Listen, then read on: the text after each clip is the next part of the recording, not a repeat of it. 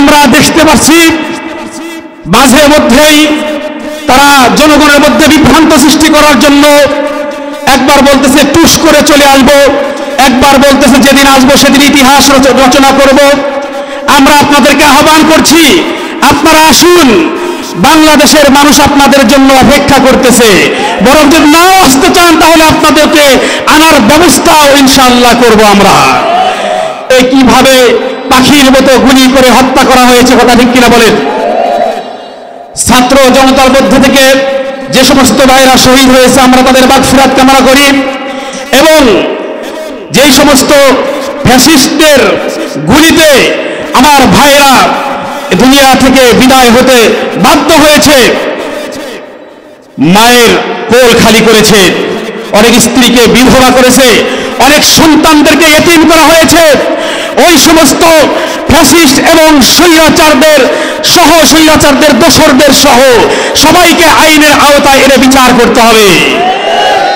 আমরা দেখতে পাচ্ছি মাঝে মধ্যেই তারা জনগণের মধ্যে বিভ্রান্ত সৃষ্টি করার জন্য একবার বলতেছে টুস করে চলে আসবো, একবার বলতেছে যেদিন আসবো সেদিন ইতিহাস রচনা করব। আমরা আপনাদেরকে আহ্বান করছি, আপনারা আসুন, বাংলাদেশের মানুষ আপনাদের জন্য অপেক্ষা করতেছে। বরং যদি নাও আসতে চান তাহলে আপনাদেরকে আনার ব্যবস্থাও ইনশাআল্লাহ করব আমরা। আপনাদের জন্য এখন আয়নাঘর, আপনাদের সৃষ্টি করা আয়নাঘর প্রস্তুত আছে।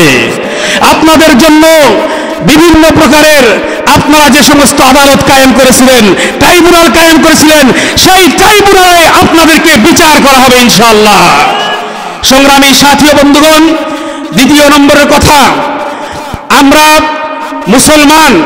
মুসলমান হিসেবে আমার আপনার প্রত্যেকটা মুসলমানের আত্মপরিচয় থাকবে। আমি একজন মুসলমান, আমার ধর্ম হলো ইসলাম। ইসলাম যেমন আমার ব্যক্তি জীবনে কায়েম করব, 5 ওয়াক্ত নামাজ আদায় করব, কুরআন তেলাওয়াত করব, আমি দাওয়াত তাবলীগের মেহনত করব, বিভিন্ন পর্যায়ে দাওয়াত দেব, ইসলামের দাওয়াত দিব।